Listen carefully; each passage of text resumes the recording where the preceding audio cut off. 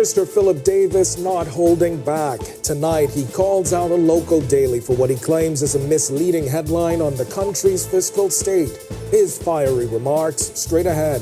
Plus, a viral video shows immigration officers dragging a disabled man after a court-ordered release. And tensions flare behind closed doors as the Junkanoo Corporation and Culture Ministry clash over a surprise bill. And a feud within the Valley Boys may be fueling the fire. Why one former chairman says a group's internal drama, now everyone's problem. Then in our news at 7:30, it's a promise both major parties have made but never kept. Calls for campaign finance reform are growing louder in the Bahamas. Tonight, Jasmine Brown looks at why more than 10 years later, real rules on money and politics remains just talk. Our news live at 7 starts right now.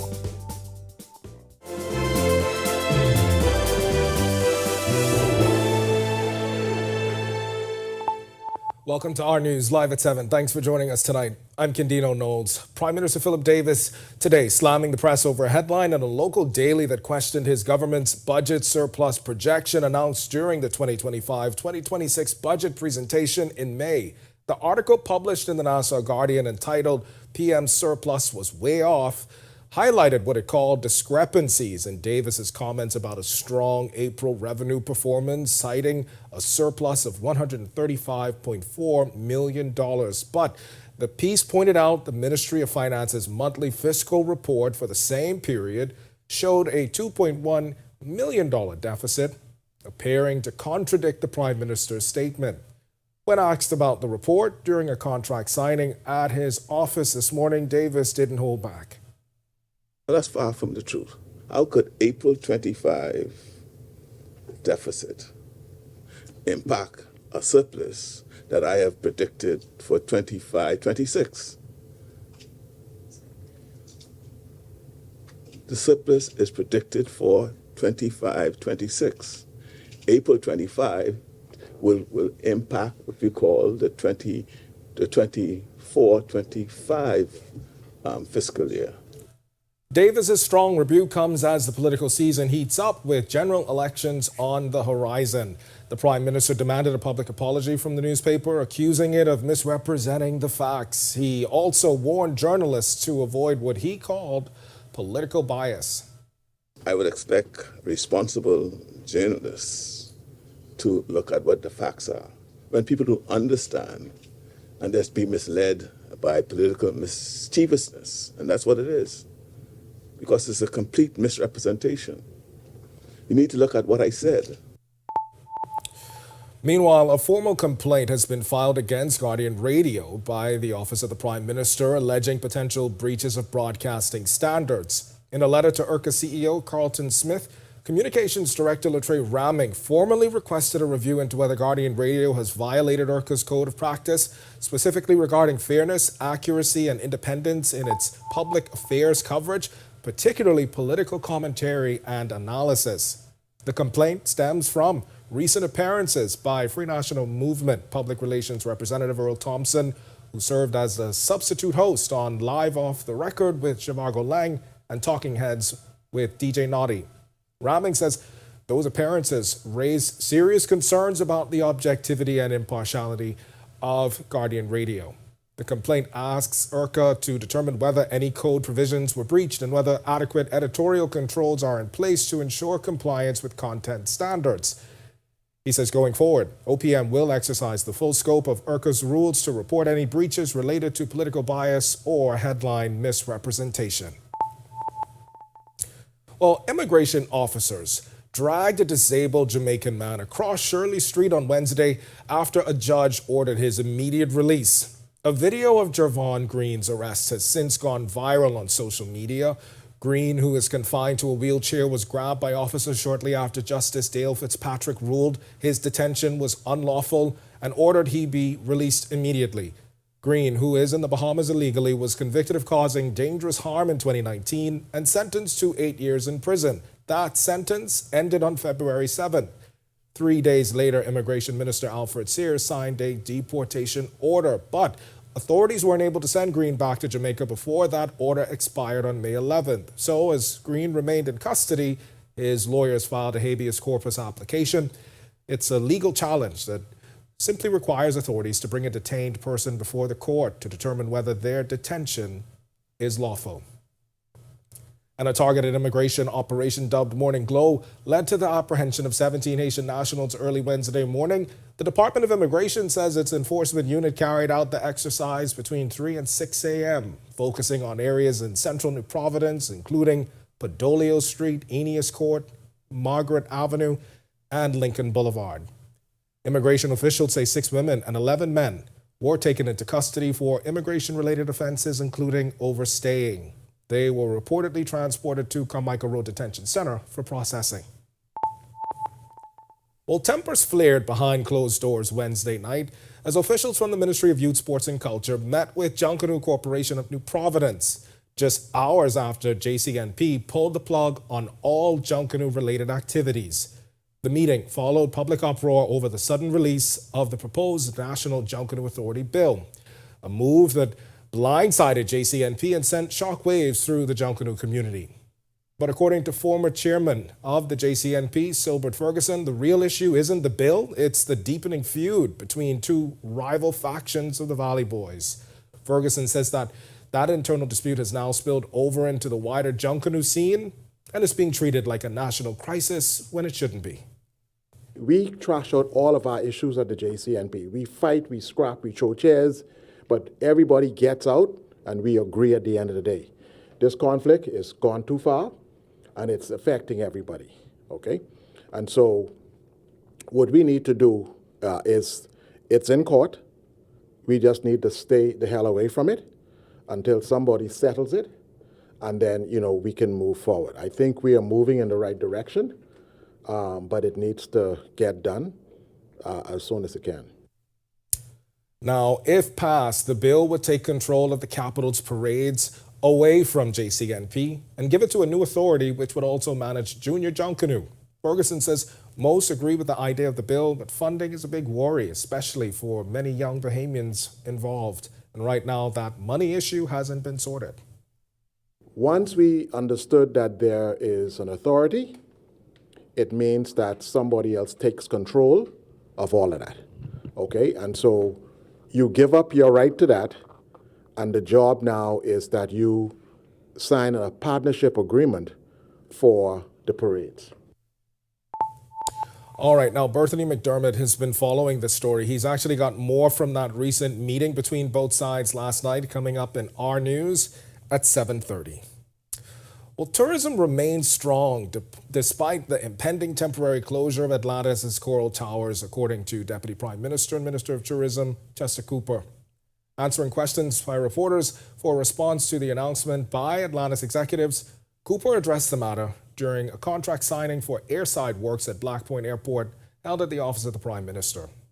Cooper explained the shutdown is part of the resort's regular maintenance schedule and presents an opportunity to enhance the property, which continues to be a major draw for visitors. The numbers ahead continue to look strong. Future bookings are recovering versus what we saw in the first quarter. We expect the second and the third quarter to be strong and fourth quarter to be as strong as last year or better. So the future continues to look cautiously optimistic as I laid out in our budget presentation. And hundreds of Bahamian employees are expected to be impacted by the temporary closure. In a statement, Executive Vice President of Administration and Strategic Initiatives at Atlantis, Vaughn Roberts, said the tower will close on August 16th in order to finish plumbing repairs, which were suspended earlier due to high occupancies. The tourism minister is welcoming, noting that the resort has shown signs of age and the improvements will enhance its global reputation. What we have seen is Atlantis recalibrating and using an opportunity to do some renovations. This is not unlike many years before, and we anticipate that at the end of the day we'll have an even better product. We know that Atlantis has been a world's favorite for quite some time, but we also know that it started to show its age.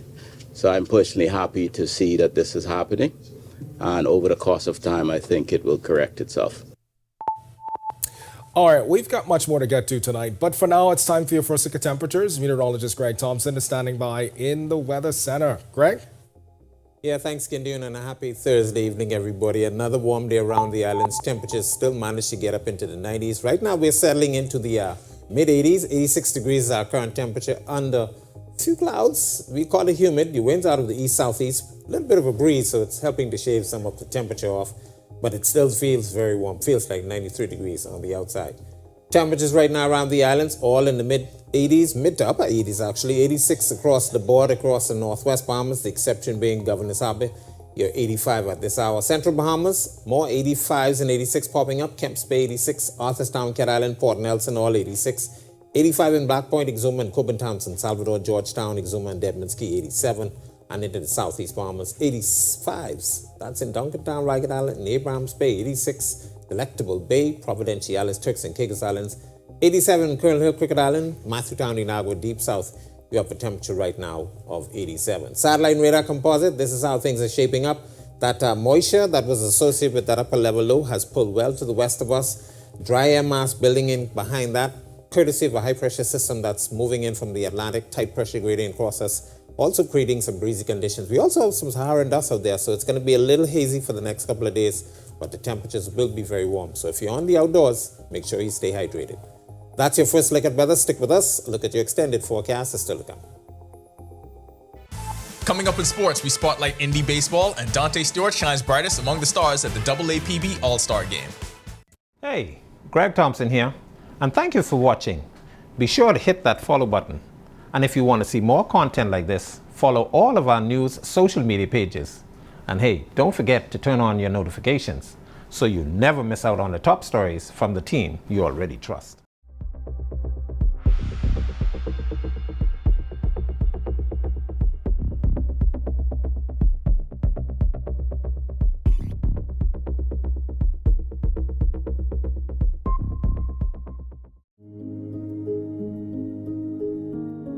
He took a PVC pipe because I questioned him whilst I was 7 months pregnant, and he hit me across my stomach with it, pushed me down on the bed, and he would rape me. I told his daughters he's a rapist because that's what he's been doing to me when they're in there. He always told me that this was something that fathers do with their daughters to express love and affection. Because I am a woman, my children are presumed to take the citizenship of their father.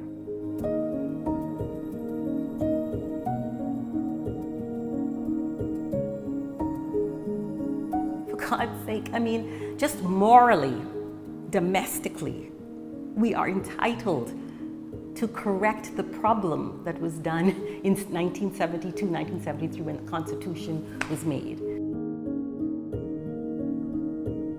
We are overrun with sexual predators, but even worse, we are overrun with people who protect them.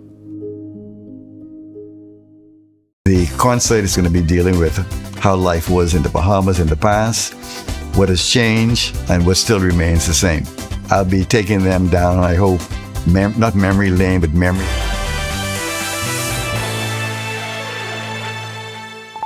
Welcome to Our Sports at 7, presented by 10th Year Seniors. I'm Ronaldo Dorset. That's John Mark Nutt. Let's do show. Dante Stewart has quickly become one of the most electrifying talents in the American Association of Professional Baseball and made another statement on the league's biggest stage. Stewart shined bright under the lights of the league's All-Star Game, blasting a solo home run to help his East Division to a 9-2 win over the West Division at Newman Outdoor Field in Fargo, North Dakota. In Stewart's first season for the Lake Country Dockhounds, through 27 games, he has a .352 average, slugging .514, fifth in the league with 11 stolen bases, and third in doubles with 8. Stewart quickly became a mainstay in the leadoff spot, where he's ignited the Dockhounds offense both with his bat and speed on the base path. Team Bahamas under-14 girls are ready to take on the U.S. Virgin Islands in a series of international friendlies on the pitch. The two sides will face off July 25th and 26th at the Roscoe A.L. Davis soccer fields. The event will feature 4 matches over 2 days, giving the players valuable experience against regional competition. The country's leading pole vaulter will head to the Big Ten and join the Illinois Fighting Illini. Brandon Vanderpool's commitment comes on the heels of his comeback performance at the Vulcan Vault Meet in Pelham, Alabama, where he leapt 5.50 meters. It was his return to competition after being sidelined with a hand injury. He placed 5th among 12 competitors, just 0.3 of a meter off his personal best. Vanderpool brings an elite pedigree to Champaign, having already established himself as one of the region's most accomplished vaulters. That'll do it for our sports. Stay tuned to our news at 7:30 for details on these stories and more. When our news comes back from the break, we turn our spotlight to stories making headlines across the world as a report says the United States AG told Trump he was in Epstein's files. He's now facing calls to testify. Plus, wrestling legend Hulk Hogan dead at 71. And the United States warning Guyana that a presidential candidate could strain future relations. The story when our news returns. Yo, what's good, my loyal viewers? Ronaldo Dorset of 10YS here. First of all, thanks so much for watching, but be sure to hit that follow button. If you'd like to see more content like this, follow all of the R News social media pages, and of course, don't forget to turn on your notifications so you never miss out on the top stories from the team, well, from the teams you already trust.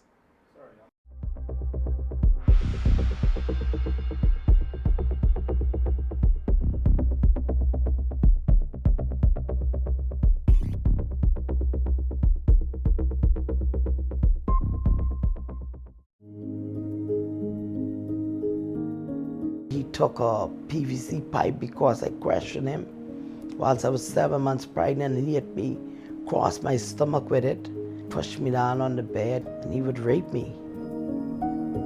I told his daughters he's a rapist because that's what he's been doing to me when they're now. He always told me that this was something that fathers do with their daughters to express love and affection.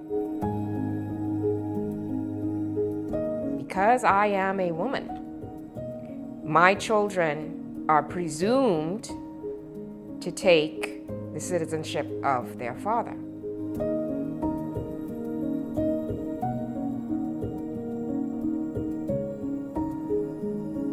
For God's sake, I mean, just morally, domestically, we are entitled to correct the problem that was done in 1972, 1973 when the Constitution was made.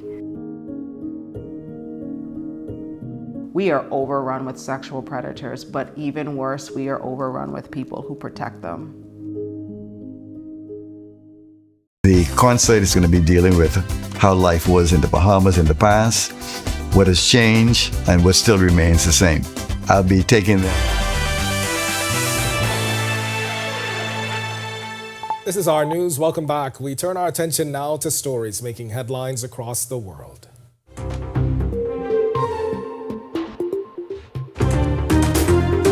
United States Attorney General Pam Bondi facing Democratic calls to testify before Congress following a newspaper's revelation that she told President Donald Trump that his name appeared in the files of the Jeffrey Epstein sex trafficking investigation.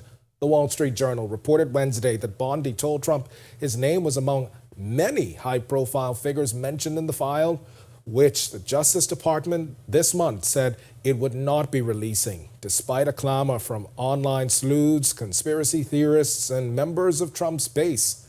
Trump's personal ties to Epstein are well established, and his name is already known to have been included in records related to the wealthy financier who killed himself in jail in 2019 as he awaited trial on sex trafficking charges. Professional wrestling legend Hulk Hogan, born Terry Jean Bollea, has died at the age of 71. The Clearwater Police Department said officers and fire personnel responded to a medical emergency involving Hogan in the morning. He was pronounced dead after being transported to a nearby hospital. World Wrestling Entertainment offered condolences on X, saying it's saddened to learn that WWE Hall of Famer has passed away. U.S. President Trump paid tribute to Hogan, calling him a great friend and noted his political support. Hogan made an appearance at a Trump rally at Madison Square Gardens last October.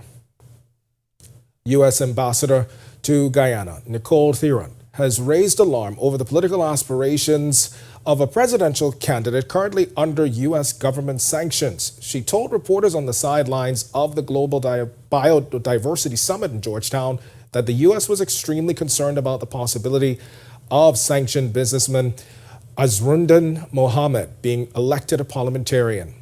Now, the U.S. diplomat also cautioned if someone who is sanctioned by the U.S. Treasury Department's Office of Foreign Assets Control is elected, that could send jitters down the U.S. private sector and affect Guyana's investment climate.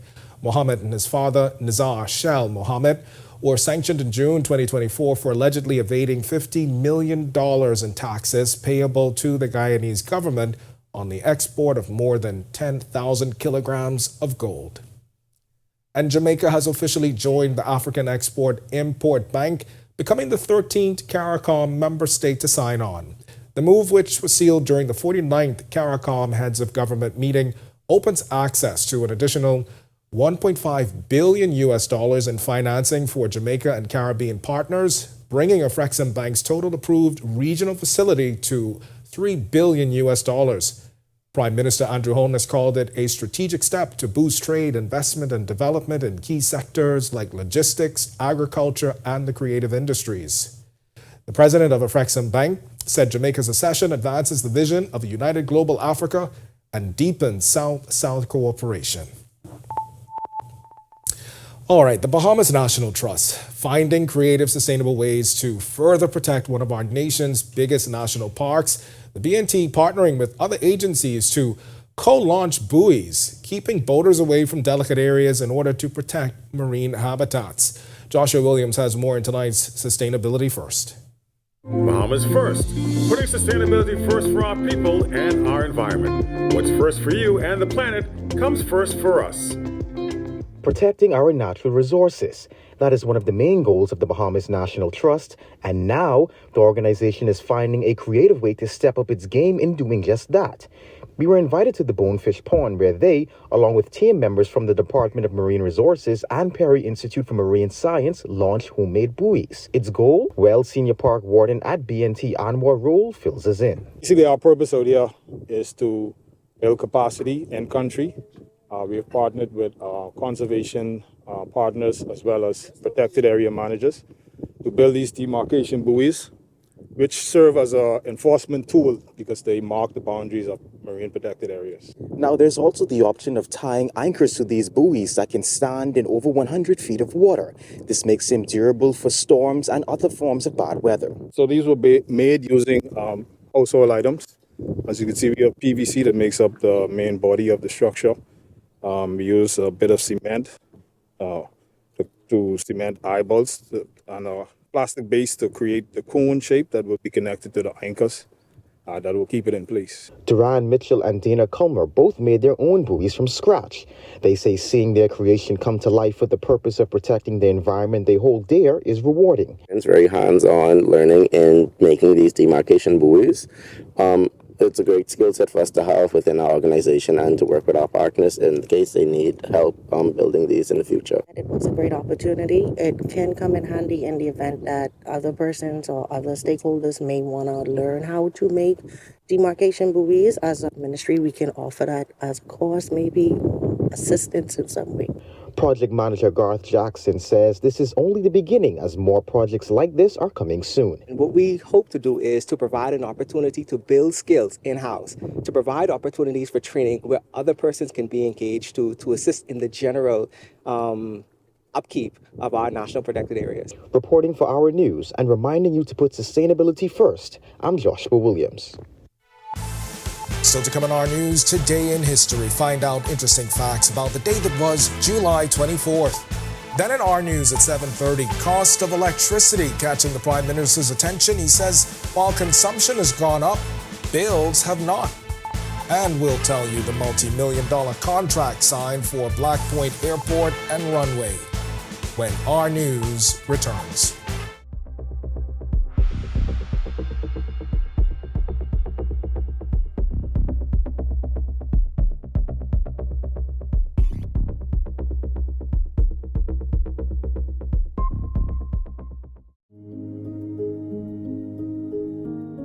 He took a PVC pipe because I questioned him. Whilst I was 7 months pregnant, and he hit me, crossed my stomach with it, pushed me down on the bed, and he would rape me. I told his daughters he's a rapist because that's what he's been doing to me when they're in there.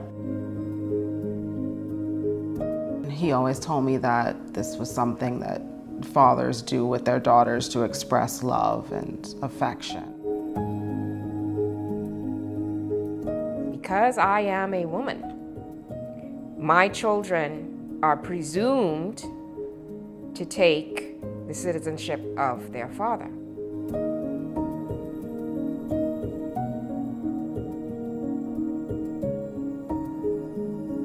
For God's sake, I mean, just morally, domestically, we are entitled to correct the problem that was done in 1972, 1973 when the Constitution was made. We are overrun with sexual predators, but even worse, we are overrun with people who protect them. The concert is going to be dealing with how life was in the Bahamas in the past, what has changed, and what still remains the same.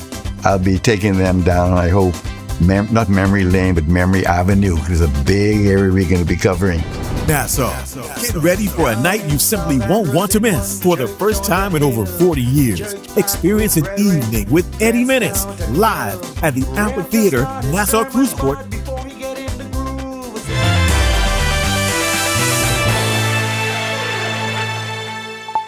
This is our news. Welcome back. On this day in Bahamian history, in 1930, Patrick Henry Burns died in Brooklyn, New York. He was 60. Burns was an electrical engineer and became the first superintendent of the telegraph in the Bahamas. With his help, the Bahamas embarked on an ambitious journey that he was continuously a part of. Then in 1969, Ulrich Alexander Fox was born in Toronto, Canada, known professionally as Rick Fox. He's a former professional player, NBA player, born to Bahamian businessman Ulrich Fox Sr. and Canadian track and field athlete Diane Gerace. Rick Fox is a notable Bahamian icon. Then in 2016, American sculptor James Richard Maston died in Miami, Florida. He was a renowned artist and sculptor who helped in the design field and sculpted the bronze statue of St. Francis Xavier Cathedral. And finally, in 2022, a tragedy that police reported on. But if you want to learn more about the events that shaped the day that was July 24th, be sure and head over to ournews.bs. That's going to do it for us in News at 7. Natalia Hall, she's up next at 7:30. But before we get to that, Thursday, as you know, at Our News is the new Friday. Entertainment correspondent Danielle Miller, she's somewhere in the country. I believe she may be in Grand Bahama. Denny? Hey Ken, I am in Grand Bahama at the fish fry and I'm about to check out a place called Outriggers here. But I want to pause and say thank you to my bosses for sending me to Grand Bahama on this trip because I have had some of the best cuisine. I can honestly say it's top 5. Grand Bahama is top tier when it comes to food. But I have not just been eating on this trip. I've also been on some exciting adventures. If you want to know more about that, stay tuned to our broadcast so you can see all things Grand Bahama. All right, guys and gals, you know the drill. Wait, I'm jumping the gun. Tune in to Thursday is the new Friday right now on our social media platforms. You know the drill. Until next weekend, guys. Deuces. Back to you in studio. Thanks, Daddy. Ken, I knew from I saw the background. That's home. That's home. I said that's Wednesday fish fry. I knew. But let me just correct Denny. Yeah, I knew. I know my home. Grand Bahama to know yes. how proud Italia is. I am home. a proud grandbaby. But wait, let me say this. Denny did not lie. I will give Grand Bahama its flowers for the food. Yeah, not I've the got top at 5. least... Number 1. Number 1. Hey. Number 1. I'm from Bay, Lutra. So let me tell you. We may fight on that number. But I will say, though, that certainly Zorba's comes to mind, and I just want to send a shout out to them, as well as so many others. But every time we go there, Zorba's is the spot for us. So yeah. All right. We'll stay tuned to Our News on Thursdays to see more of Danielle's escapades. But for now, here are your latest headlines. First tonight on our news at 7:30, with complaints mounting over spiking electricity bills, Prime Minister Philip Davis is pushing back, insisting it's not the rates, but your usage. Also, Junkanoo leaders were in a private meeting Wednesday evening as tensions flare over a proposed bill that caught many off guard. Our Berthany McDermott is live on the desk tonight, plus more flights on the way. This is a nearly $18 million airport project is on the way for Black Point, Exuma, as part of the government's Family Island revival. And later, I take a look at the promises to pass campaign finance legislation and why those promises haven't been kept over the years. That's coming up. The story when our news at 7:30 returns. Candino Notes here, and thank you so much for watching. Be sure and hit that follow button if you want to see more stories like this. Be sure and follow all of the R News social media pages. And hey, don't forget, turn on your notifications so you never miss out on top stories from the team you already trust. INTI Corporation is on the move, day by day, panel by panel. Our commitment to sustainable energy becomes more real. With each milestone, INTI redefines what is possible. Not only are the Lucayas solar power projects on the island of Grand Bahama growing in scale, they are setting a new standard for energy independence in the Bahamas. These state-of-the-art solar farms at the Fairfield and Devon sites, once completed, will harness the power of the sun to generate 9.5 megawatts of clean, sustainable energy. INTI is on the move as a beacon of progress and innovation that is rapidly transforming our energy landscape. Witness the future of sustainable energy unfolding on the island of Grand Bahama as INTI Corporation shines brighter than ever. INTI Corporation, powering your world, powering your future. In the Bahamas, island time is real. The history of Morris Lumber Company, established in 1945, is etched into the fabric of this proud island nation. It's a story that deserves to be celebrated in full color, and that's where we come in. Morris the Paint Place has been bringing color and vitality to homes and businesses across the Bahamas. Here, color is more than just a hue, it's a symbol of life. Together, we can paint a brighter future. Grand Bahama is home to a unique economic arrangement, with that arrangement between government and the Grand Bahama Port Authority under scrutiny as tensions persist. It's not our direct responsibility to carry out these other things that people think we should be.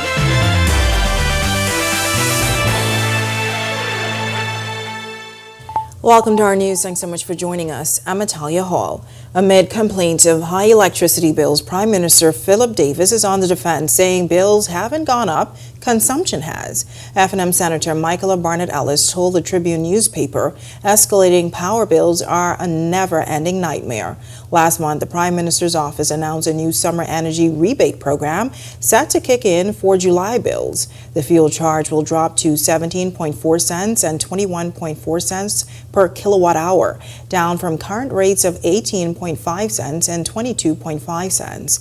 Officials say the temporary rate reduction is meant to offer some relief during this intense heat wave, a time when air conditioners, fridges, and water heaters are working overtime. Today, the Prime Minister said Bahamians ought to compare their current bills from last summer. If they compare their bill this summer with their bill from last summer, they will see that there has been, they're paying less this summer than they were paying last summer. And that is where the comparison ought to be.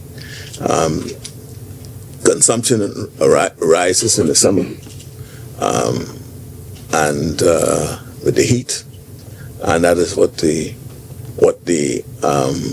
actual facts are. Bills have not gone up. Consumption has gone up. The Davis administration rolled out an energy plan that committed to lowering power bills for Bahamians while providing sustainable, cleaner sources of energy. Davis says he believes his government is delivering on what was promised. What I would invite anyone who has a complaint about their consumption, there's a unit now that's been set up for PPL to have an assessment of your energy use. And they could take advantage of that through the Ministry of Energy to determine why their usage might be as high as it is. and we invite them to take note of that. But I think we are delivering on what we have. Tensions over controlling cash, and that's what had Junkanoo stakeholders in a closed-door meeting Wednesday evening. The uproar follows the release of the proposed National Junkanoo Authority Bill, a move that caught the Junkanoo Corporation of New Providence off guard and sparked controversy within the community. Our Berthany McDermott was outside that meeting at the Ministry of Youth, Sports and Culture last night. He joins us in studio tonight with more on this. And Berthany, for those in the audience who may just be catching up on this story, tell us, how did we get here?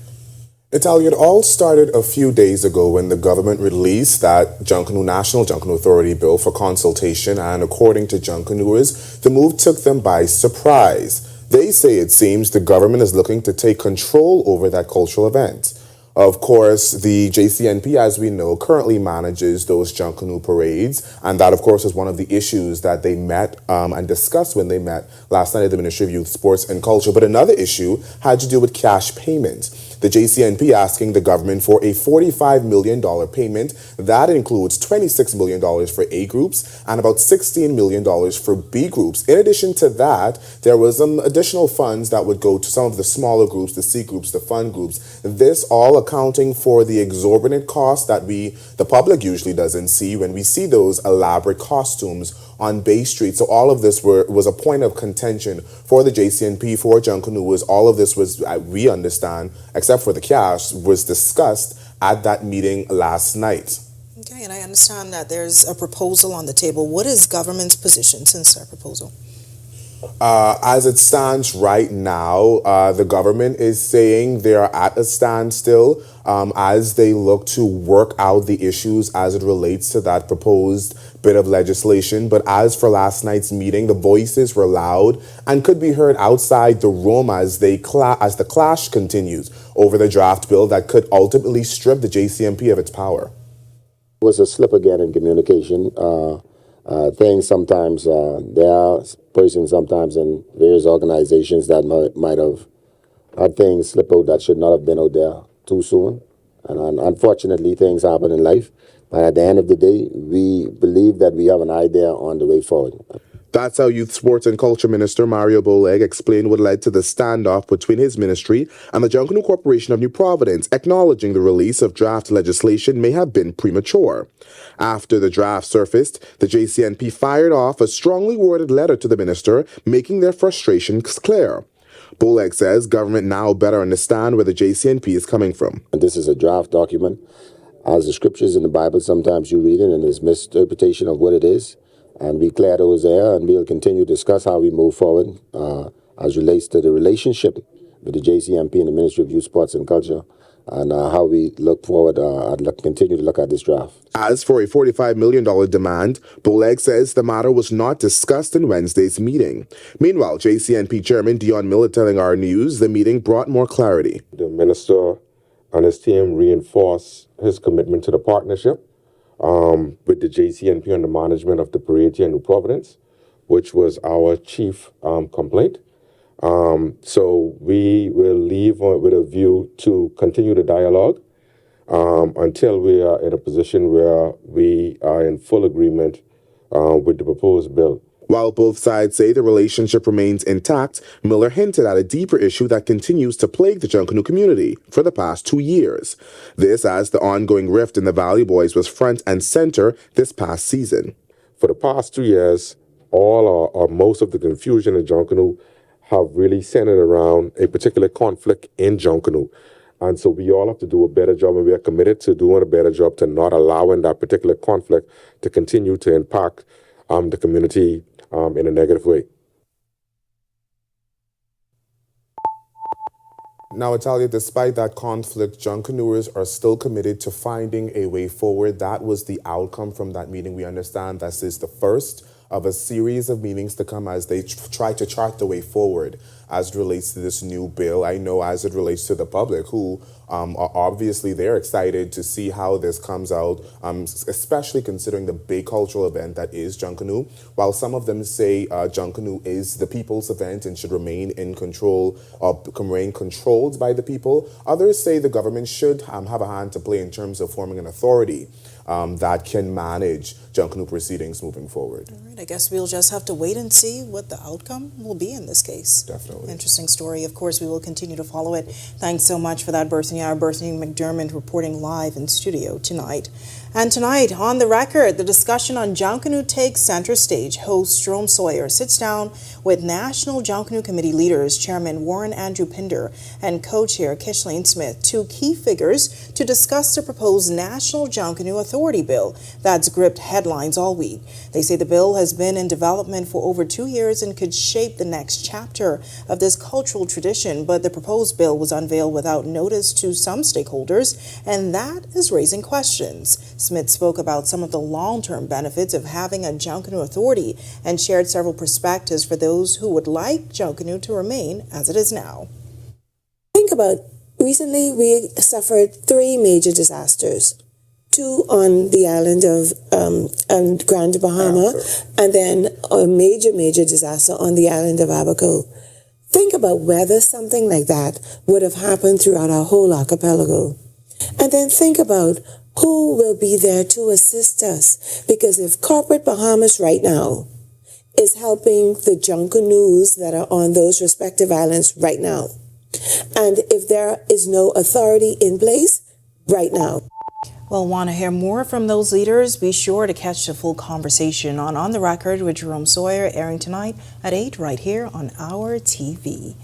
Well, enhanced direct air traffic thanks to a brand new airport and expanded runway on its way for residents of Black Point, Exuma. Government signing a contract with Abaco Aggregate and Cement Limited for the nearly $18 million project. It's the latest investment, a part of the Davis administration's Family Islands Renaissance project. The Bahamian-owned company will employ Bahamian subcontractors, providing work for some 60 Bahamians. Works and Family Island Affairs Minister Clay Sweeting breaking down the scope of works at this morning's contract signing at the office of the Prime Minister.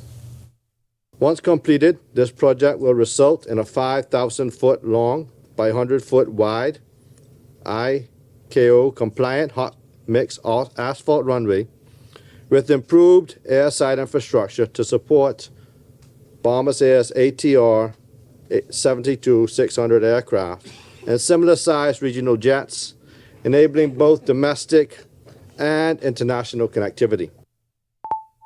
While campaign finance reform is a growing concern in many democracies, including here in the Bahamas, both the Free National Movement and the Progressive Liberal Party have promised to pass legislation to govern how much money can be raised or spent during elections, or even who can contribute to political campaigns.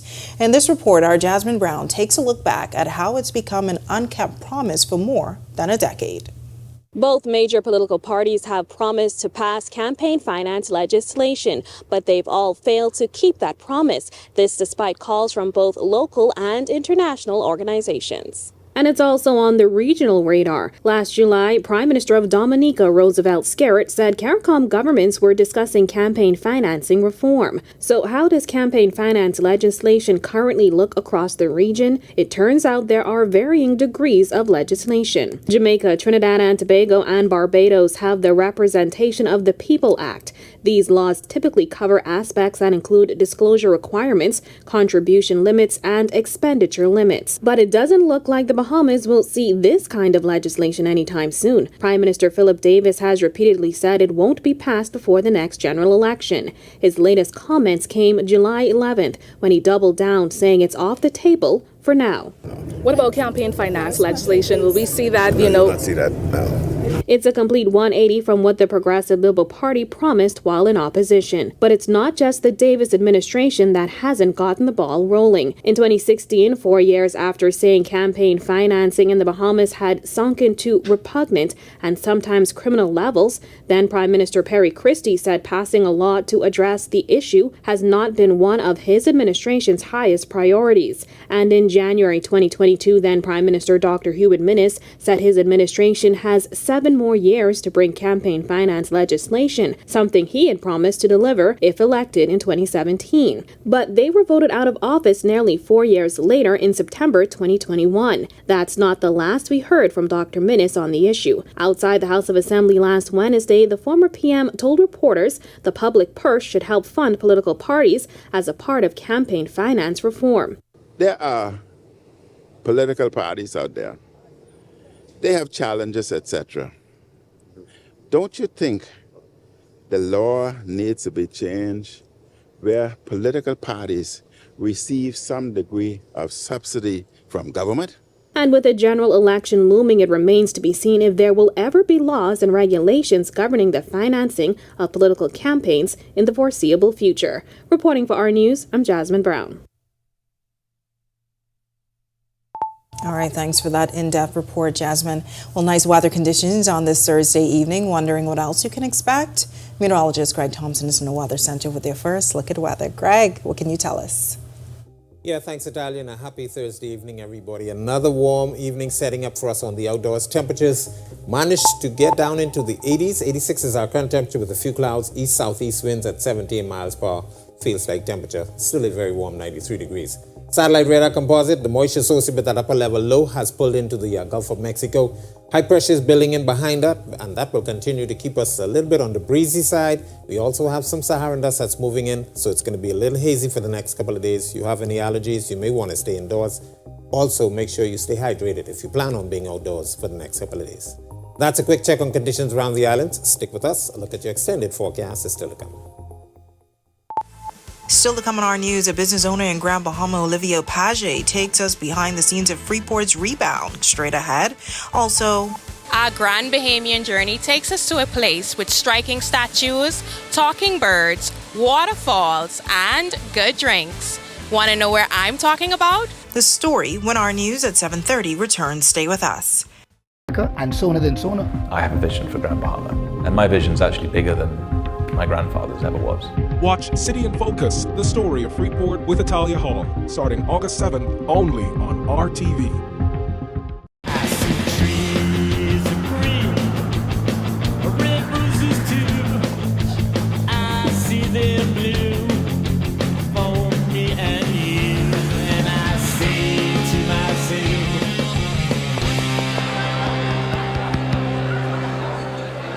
what a wonderful.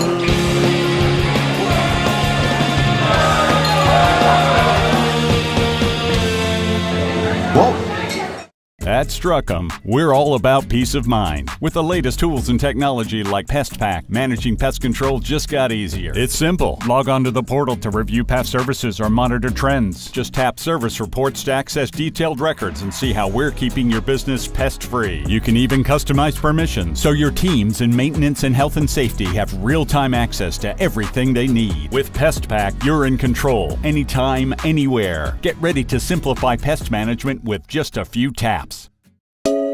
Family, how you look so down? Set them all cold and flu, could flip that frown.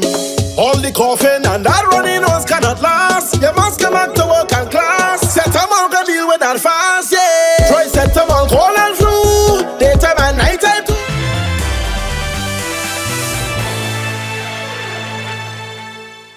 From culture to commerce, Grand Bahama's comeback is also a business story. In tonight's chapter of City in Focus, Olivia Page pulls back the curtain on what it really takes to operate in a fast-changing Freeport, where demand is up, but the challenges haven't gone anywhere.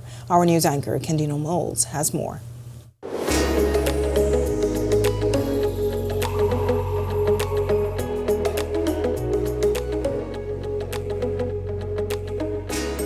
The Stone Crab restaurant reopened in 2019, just before the world changed. But Olivia Page has kept her doors open, adapting as the island shifts around her. We opened in 2019, worst time ever to open.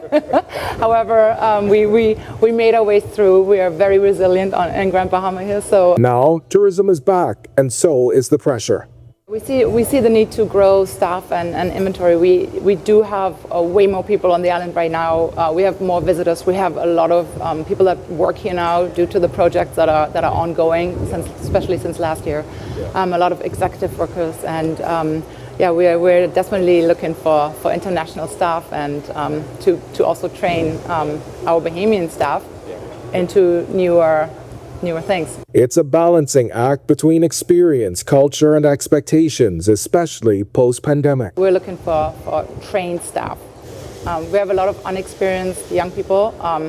They still need to learn. We do our very best to train them, but really trained staff is really needed. As developments like Celebration Key attract more workers and visitors, Olivia is hopeful and intentional. Songkran really combines the Bahamas and the international world. As our menu is international, the look is a little more modern than the rest of the island maybe.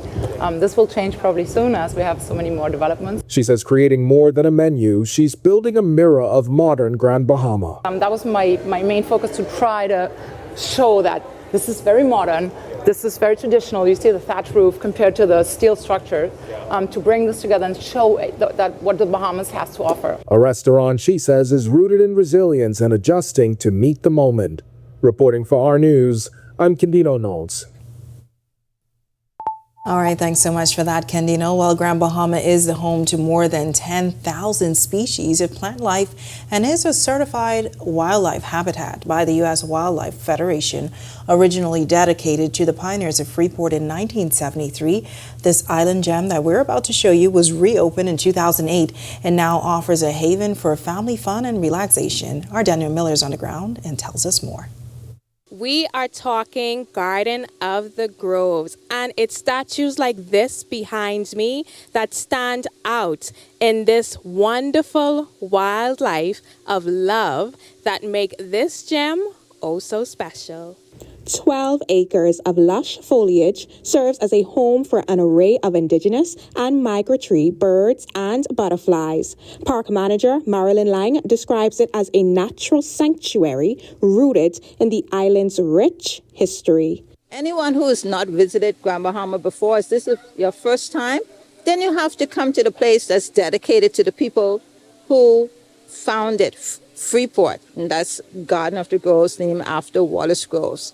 So it's a place where you can just chill out or have activities, having that special party, birthday, reception, shower, birthday party, whatever you're having, there's a place and a spot for you.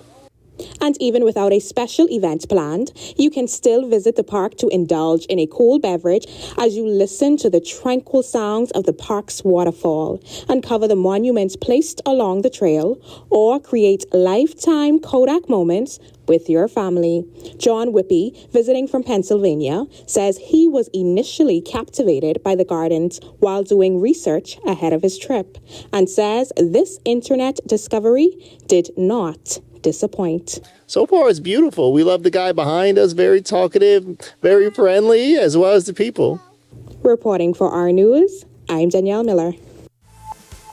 Coming up in sports, an incredible rookie season continues for all-star Dante Stewart, the Bahamas under-14 girls soccer side preparing for regional competition, and national record-holding pole vaulter Brandon Vanderpool heads to the Big Ten. Clue and get back to the better you. Available at pharmacies nationwide.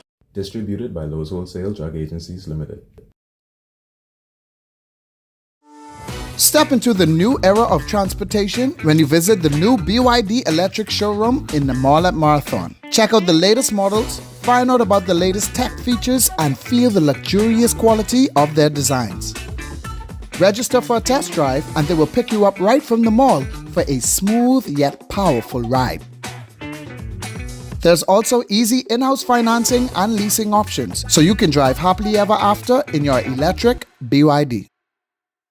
Welcome to Paradise Games, where exceptional service meets the ultimate gaming experience. Our dedicated team is here to make every visit a win. Now this is paradise. This is more than just a place to play. Now this is paradise. It's where excitement meets world-class service. Now this is paradise. Now this is paradise. Come, experience it for yourself. Now this is paradise.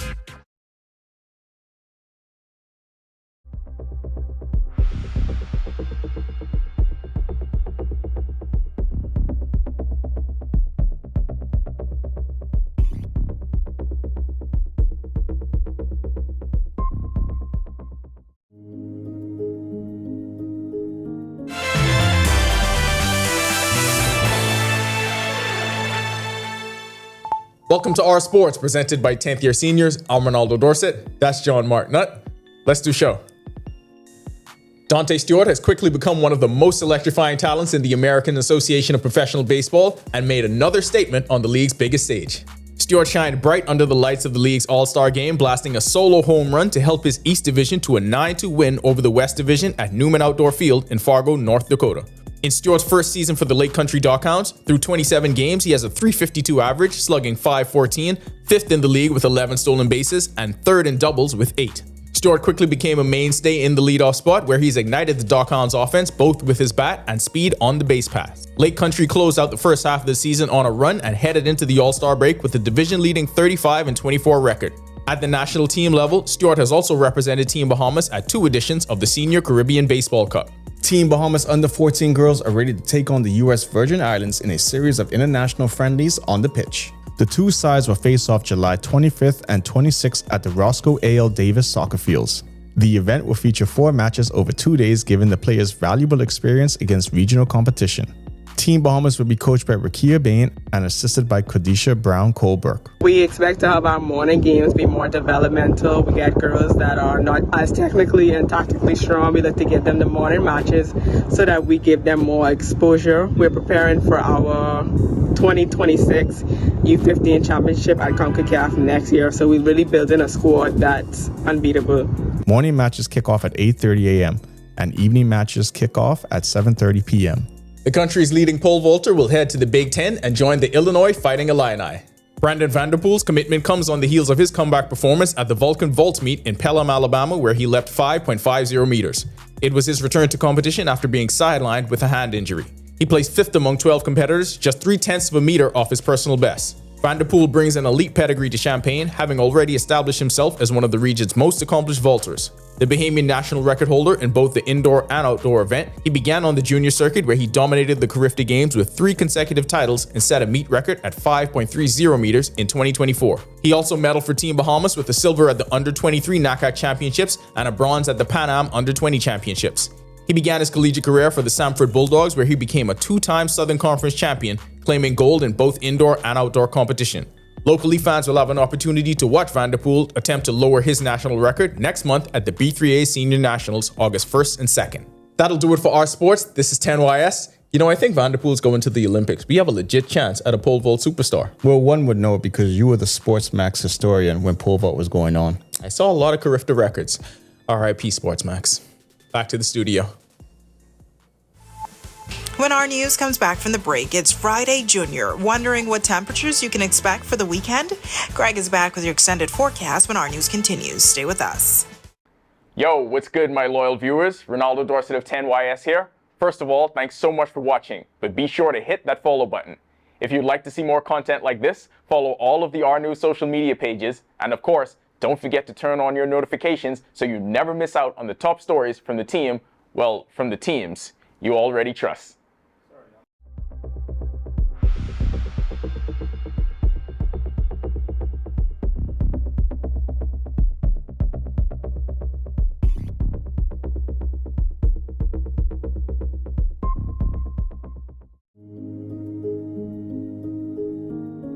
He took a PVC pipe because I questioned him whilst I was 7 months pregnant, and he hit me across my stomach with it, pushed me down on the bed, and he would rape me. I told his daughters he's a rapist because that's what he's been doing to me when they're in there. He always told me that this was something that fathers do with their daughters to express love and affection. Because I am a woman, My children are presumed to take the citizenship of their father.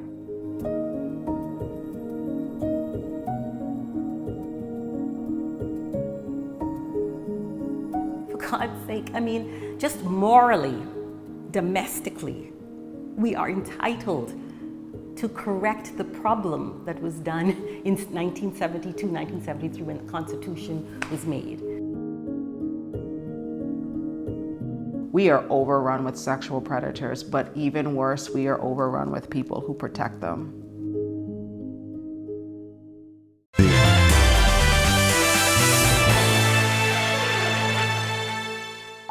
This is our news. Welcome back. We'll start you off with the tropics. We have a couple of tropical waves moving across the tropical belt, not showing any organization at this time. One in the central Atlantic, slight spin with it, but not much convection associated with it. Another one approaching the Leeward Islands. That has some showers and thunderstorms, and one just to the west of the Leeward Islands with some showers and thunderstorms popping up there as well. Gulf of Mexico, though, we are watching an area that the National Hurricane Center is still giving a low chance for formation. It's staying very close to the shoreline, so it's not really going to get its act together. But we will continue to watch this one. Closer to home, that high-pressure system building across us. Nice hot weather for the next couple of days. If you plan on being on the outdoors, make sure you stay hydrated and wear some light-colored, loosely fitting clothing for the next couple of days. Future forecast showing nothing happening across us. All the moisture pulling in the Gulf of Mexico. And we have another upper level low spinning out there, but that's going to stay well to the east of us. And that takes us through into Saturday with some showers encroaching upon the eastern side of the island. Boating forecast. Caution flag on the Atlantic side in the northwest Bahamas. Southeasterly winds 10 to 15 knots. Seas 2 to 4 feet. Central Bahamas, caution flag for the entire chain down there. East to southeast wind 15 to 20 knots, 4 to 6 foot seas. And in the southeast Bahamas, advisory for you. Your winds will be stronger. East to southeast 15 to 25 knots, 5 to 8 foot seas expected. Here's a look now at your national forecast.